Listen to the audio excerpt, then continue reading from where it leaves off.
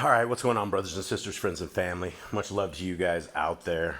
I hope you guys are having a wonderful week. For those who are keeping the Feast of Trumpets on this day, shalom, shalom to all of you guys. Hope you guys are having a wonderful day. I wanted to continue on showing you guys a little bit of the world of death row and a little bit of the successes and sometimes some of the not so successes on death row. And there's just a tremendous amount of fruit that is being born on the row in Texas right now. And it doesn't all come quick, and it doesn't all come like you would hope, and it doesn't all come where people are able to see the way forward, and they are able to see that religion is out and that the laws, statutes, and commandments of our Creator are in.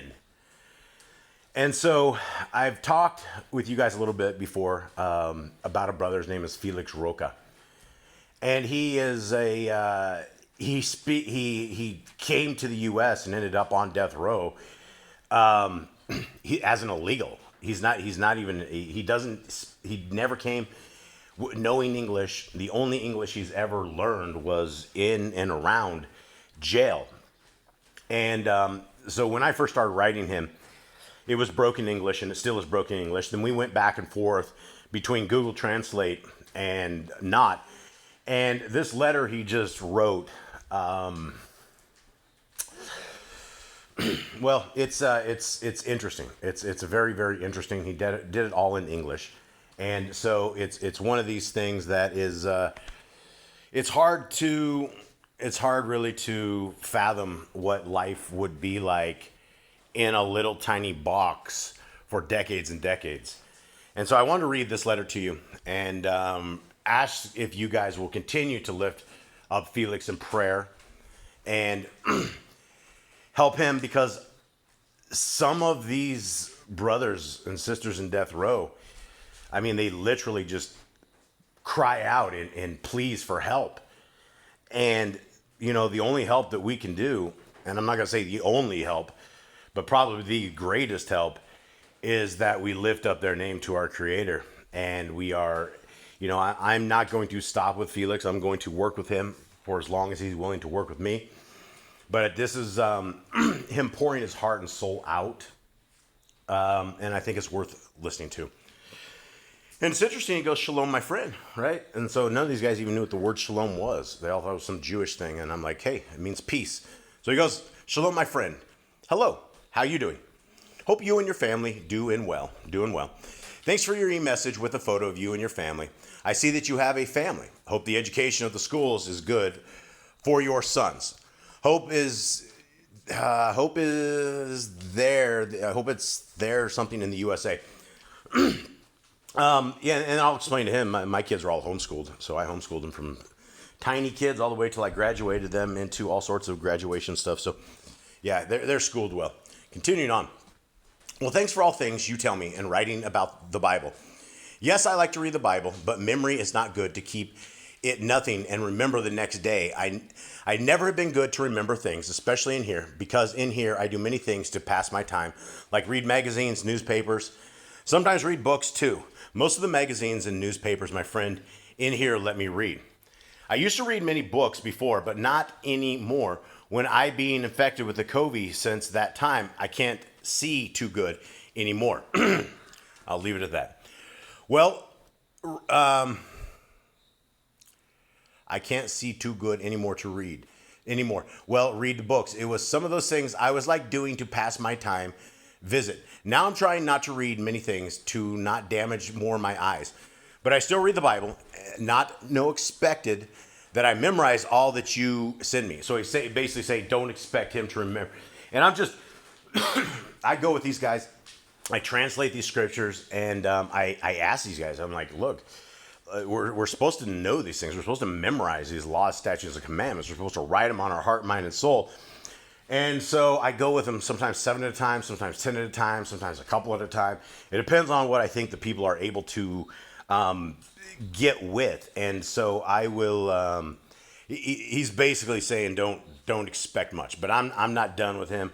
We're going to keep rolling commandments over and over and over. We're always going to talk about the commandments. Continuing on, he says, I ain't the good also, like I tell you before. I'm just learning. So he's like, he doesn't understand real good. Read the Bible is not the only way to doing in here to survive. He's like, reading the Bible is not the only way to survive in here. For people after, it might be easy to think that we have all the time in the world with so many things, but not me. Life in here is hard. And remember, I live in a box cell for too many years. In here, especially, I get mad really easy. Not have a chance to go to recreation many times, just 2 days a week. And most of the time, just the 2 days is not guaranteed. Sometimes just 1 day a week is that I have a chance to go to rec. Now, that is what I've heard too from absolutely everybody living on death row. Guys, there's at a certain level, there's an inhumane way to treat people, right? Like we're going against the laws, statutes, and of our Creator when we hold people in such a condition for so long. It's a very bad place. The food is very, very bad. And I understand the other side of the coin where people are like, oh, they deserve everything they get. Well, that's probably true. However, it's not according to Torah. It's not according to how the laws, statutes, and commandments of our Creator operate, right? If you were charged with a murder at the behest of two witnesses, we would take everybody outside. The village would go outside the city gates. So we'd pick up rocks and end it right there. It would just be over. That is far more humane than these decades and decades and decades locked in a little tiny box and hardly ever getting out. These guys, when they get out for rec, it's like an hour. It's not very long. Sometimes they're supposed to have it like 4 times a week, but most of them, I've never found anyone who has it more than 2 times a week. And it's crazy in there, guys. Continuing on. I don't have many visits. Most of the food they serve in, if I eat, makes me sick. That is the same thing that I have heard from a lot of brothers in there. There's something really tragically wrong with the food. It's not even food at this point, guys. It's some sort of a weird slop. It's a fake meat. It's a processed stuff. It's some sort of lab experiment, and it's not good. Along with that, whenever they do serve meat, it's some sort of pig, right? Some sort of swine. So they give them unclean foods as they literally hold them to death. It's incredible. Continuing on. Also, you know my sentence. You know what it is. Worry about something that can't fix it. And I actually don't know what his sentence is. I stopped looking at charges of these guys because it completely biases me. I don't mean to be biased about things, but I find it's easier just to talk to these brothers, and if they want to bring up their charges and talk about it, that's fine. But as far as me like looking into the case files of this stuff, it's not necessary. You don't make it to death row by doing good things. But there are also, I believe, a lot of people who have been falsely accused on death row. And I've talked to a lot of dudes, and I've looked at some of these case files, and some of the stuff is like really old. Some of the stuff, they're killing these people, and they don't even have any kind of DNA evidence. These guys are like, there's no DNA, there's no nothing. I don't know what to think about things like this, right? We're not doing this stuff at the behest of multiple witnesses. I mean, we're not doing it as our Creator wants us to do it, so we're running into problems. Now, continuing on, trying to understand what the lawyer's doing. I guess nothing. I saw you ask me if I have a family. Well, I'd not see anybody around me. So basically, no. I can't say I have a family. He has no family. I know is some family of mine here, like 120 miles from here in Houston, is a lot of family all around in USA, in Mexico too. But like I tell you, I've been here since April 11th, 1996, a year after I graduated high school, guys. And I already been forged 28 years. In a long time, my friend. I don't know what word he's trying to make with that, but he's already been basically 28 years in this. And he goes, it's a long time, my friend. Also, I've never been to close with a family. I've been on my own since he was 10 years old. My mother left me in Mexico and came to the USA when I was a baby. I came to the USA and find my mother, but she already had another family, and I never liked my mother. Many that things that mad if I say. So many people probably get mad at him if he says this, I think is what he was saying with this. And on this time, I survived in this situation the best I can. Don't think that people in here is normal. And guys, that's what everybody says. And what you find out is that a lot of these brothers that are on death row for a very long time, they have mental problems. I talked to this one dude. I tried to talk to this one dude. His name is Britt. I'm going to do a video on Britt at some point, but he's the only dude I've never been able to get anything really to and fro. It's code. It's like something that comes out of a cipher code cracking guide that comes from him. And I write him stuff and he writes back code. Then when I ask another brother about him, he's like, he went crazy in prison. And he's been in there for like 30 years as well. And the guards were used to screw with him. He used to be the brother who was talking about Britt said he used to be normal. He used to be just a normal dude. And then the day-to-day of this thing just completely made him snap. And so a lot of these people, by the time they make it to their execution, they have no idea what's even going on at this point. So continuing on, he says that not many people in here are normal, right? I have many problems. And it's nice to think that you read the Bible are going to fix all your life, but no, it is not.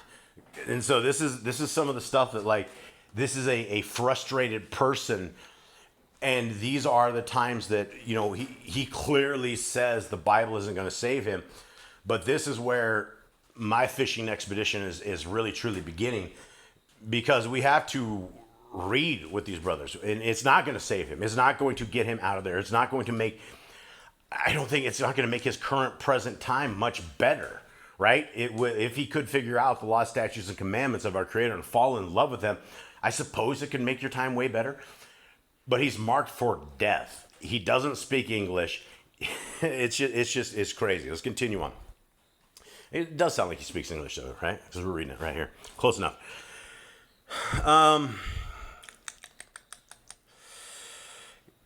So yes, I read and ask God to help me and all that. Him is my only hope in this situation. But when you ask for something and never have, so sometimes I ask, do you really, can you do something for me?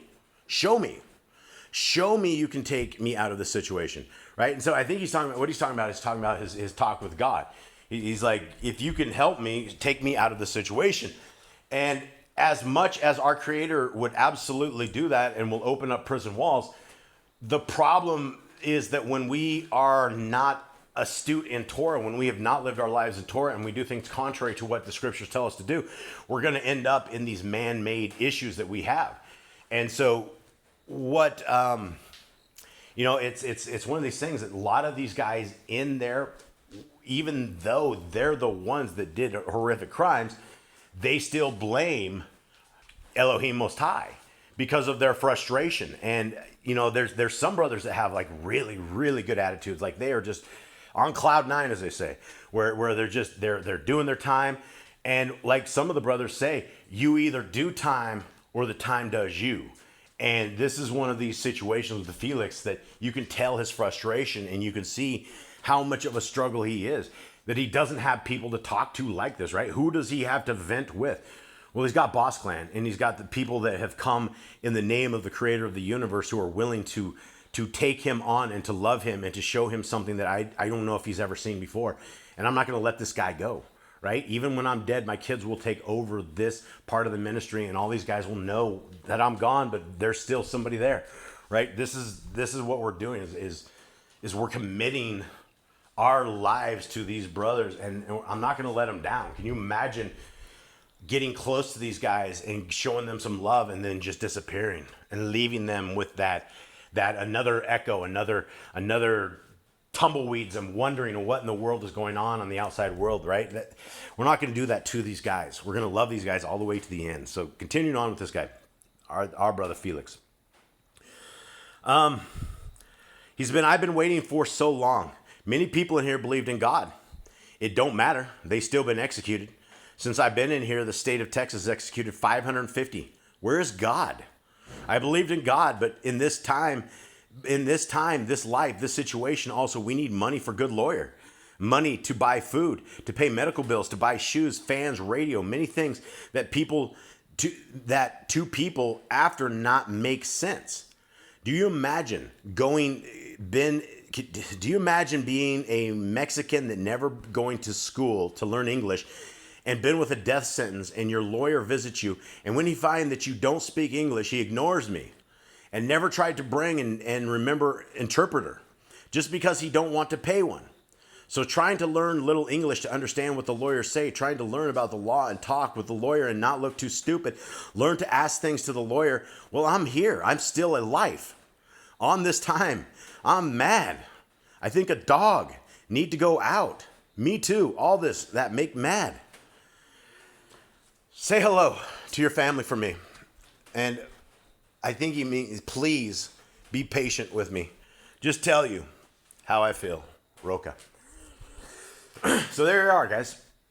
These are the kind of things that you would possibly get on death row if you are part of a prison ministry when you're doing things like this. And these letters, this particular letter will probably take me close to an hour to get back. I will go through every single line. I will go through every single point, and I will pop this back to him. And as I add my own inputs, and as we get down to the part about God, Yahuwah pulling him out of these prison cells, he has to understand this is not what the point is.